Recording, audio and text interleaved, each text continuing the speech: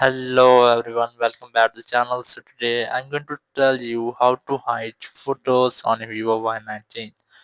If you are using Vivo Y19 and now you want to hide your photos, so let's see how you can do this.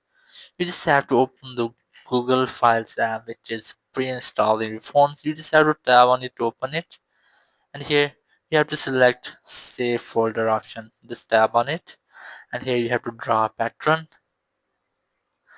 You can easily create one as I have already created. Now go back and here open the images section and you select the photo which you want to hide. As I'm going to hide this one, so just tap on it, then tap on three dots and here tap on move to save folder.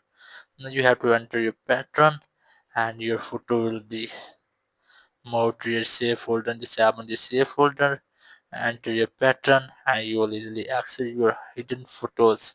But if you don't want to use this method, you can easily use third-party application. So just open Play Store app. In Play Store, go to search and search for gallery hidden, gallery lock, and something like this. As I'm going to select gallery lock, just search for it, and you will get a list of different apps.